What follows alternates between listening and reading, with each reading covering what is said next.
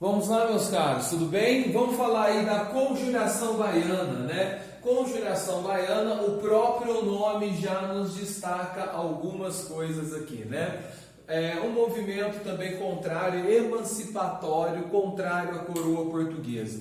Porém, eu tenho que chamar atenção para alguns detalhes para o nome. Nós falamos conjuração baiana e não falamos inconfidência baiana. Olha, professor, qual que é a diferença de conjuração e inconfidência? Inconfidência é quando você é tratado como traidor, não merecedor das suas causas. E aí, quem chama você dessa forma tem ódio a você. É assim que os portugueses chamavam ali aqueles que participaram da Inconfidência Mineira, sabendo que a Inconfidência Mineira não ficou conhecida para os seus contemporâneos, apenas algumas pessoas, e nem mesmo teve a repercussão popular que hoje muitas vezes se espera ali que ela tenha tido na época. Não teve. Ela é um movimento muito concentrado ali entre os membros da elite e a situação com a coroa portuguesa.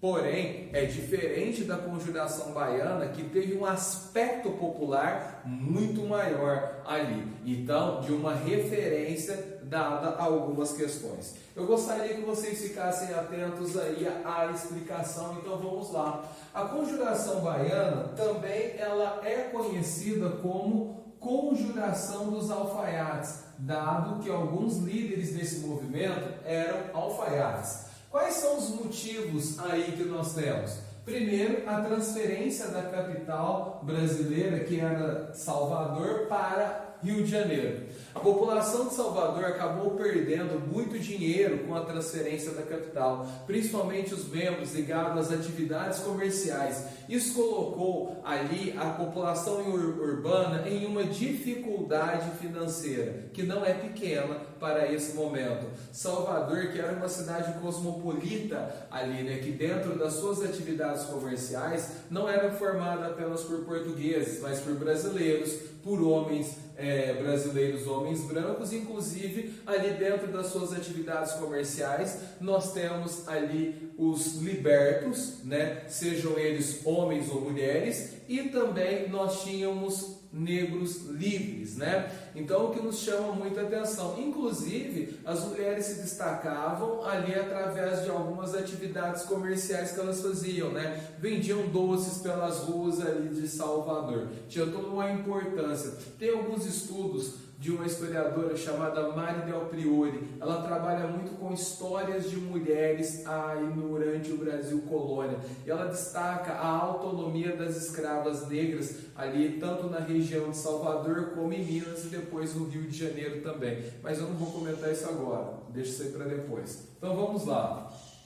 Outro detalhe que nós temos é a crise do açúcar, que assolava a população para aquela época, desde lá de trás, apesar de nós termos ali algumas atividades comerciais que começavam a se despontar na região de Salvador, principalmente por causa do renascimento agrícola aqui que nós temos no final do 18, que eram que atividades como tabaco e atividades também como o cacau, aí que demonstravam uma certa relevância econômica para este momento aí da história. Outro ponto que nós temos é o aumento de impostos, né? A coroa portuguesa passava por dificuldades financeiras e o aumento de impostos aqui, meus caros, ele era frequente, ele era pesado. Nós estamos falando aqui no período do governo de Dom Pedro III, conhecido pelo terror pombalino devido às suas ações violentas para a arrecadação de impostos e também com a força ali que ele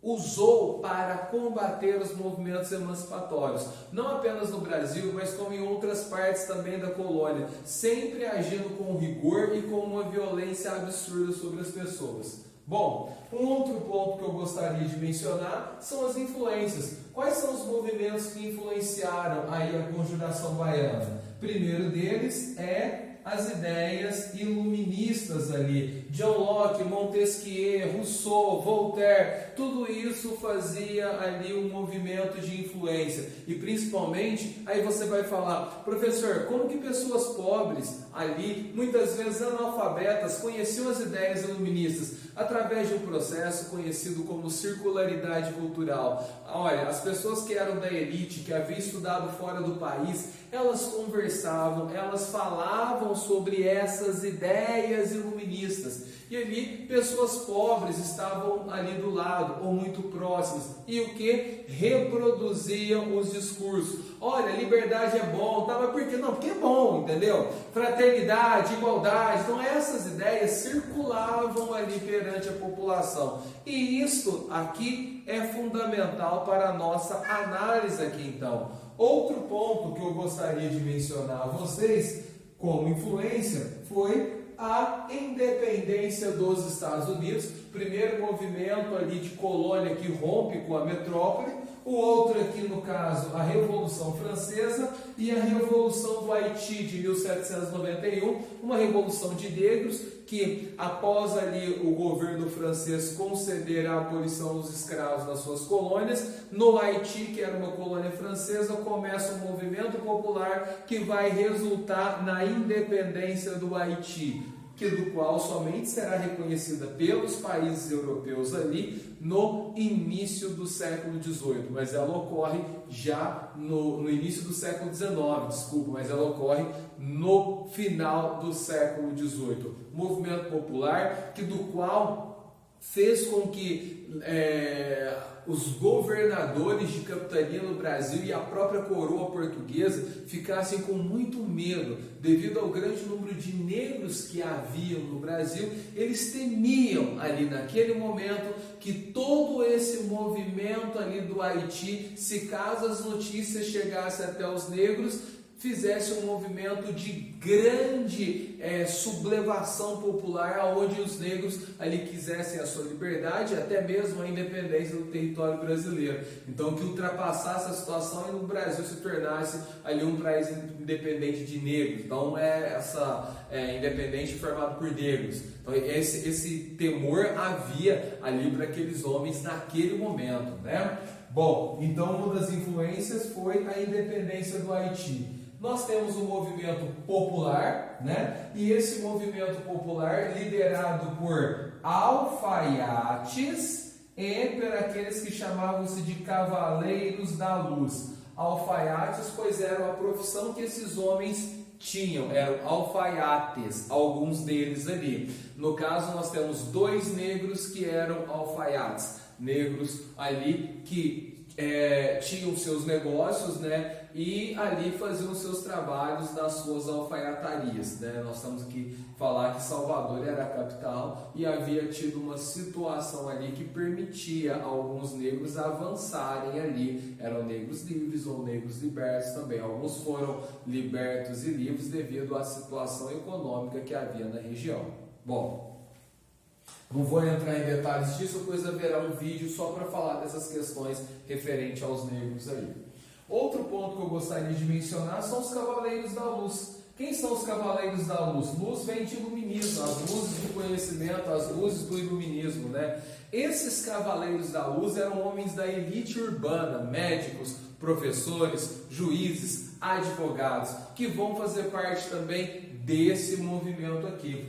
Bom, meus caros, quais eram os objetivos? Eles queriam a independência do Brasil, o Brasil republicano, assim como ali na Inconfidência Mineira, só que olha só o que mais que eles queriam: democracia, aumento de salários aos trabalhadores, a liberdade de comércio e o fim da escravidão, como também a abolição de todas as formas de preconceito, meus caros. Olha que ponto sensacional para uma revolução no final do século XVIII no Brasil. E olha, e agora é um movimento que quer e deseja, de fato, a independência do Brasil. Porém, esse movimento ali, ele começa na organização através de uma situação muito interessante, né? Os negros, principalmente aqueles que eram analfabetos, não eram alfabetizados, né, não tinham condições de ler os livros que falavam sobre as ideias iluministas, mas frequentavam muitos lugares ali que os homens se reuniam para discutir, bares, botecos ali, restaurantes, e conversar, e muitos desses homens vinham também para a produção de ternos dentro das alfaiatarias, né? Tiravam-se as medidas e conversava-se ali sobre política, sobre os movimentos na França, na Europa, na América, e de toda esta situação toda, os negros que eram analfabetos acabavam aprendendo sobre as ideias iluministas através de um processo chamado de circularidade cultural. É onde que você não conhece aquilo que você está falando de fato, mas você reproduz porque você ouviu outra pessoa falar. É o curtir, o compartilhar do Facebook, mas para o século XVIII. É essa a situação. Bom, acontece que ali,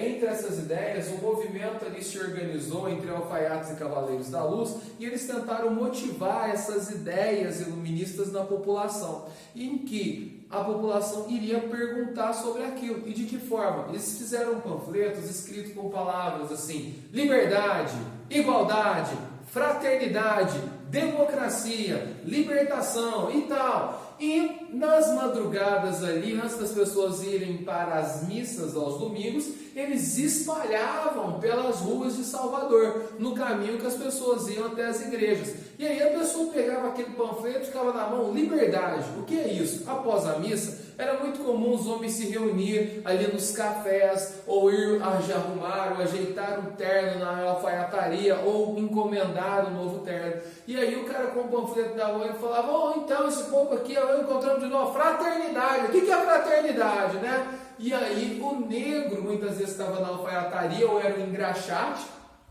Ah, mas liberdade é isso, e aquilo outro, tal. E as pessoas começaram a chamar esses negros libertos ou livres de frâncias. O que são frâncias? Frâncias ali como referência aos iluministas franceses ali. E aí o negro falava assim, os caras falavam: você está falando igual França lá, né? Igual o francês. No caso, era isso que queria dizer, né? E como é que o francês veste, já que eu estou falando bonito como ele? Ele veste com uma roupa branca, usa brinco, cabelo comprido. O que os negros faziam nesse momento? Deixavam seus cabelos crescerem, né? E aí alisavam o cabelo, colocavam um brinco e utilizavam ali umas batas brancas assim mais largas. E assim, o cara, então, estou me vestindo como um França, né? A grande questão, que é muito legal falar sobre isso, mas por outro lado também os caras acabavam se condenando, né? Porque ele, por ser um movimento conspiratório, olha, quem estava tentando conspirar é quem está divulgando as ideias iluministas, totalmente contrárias a um governo absolutista.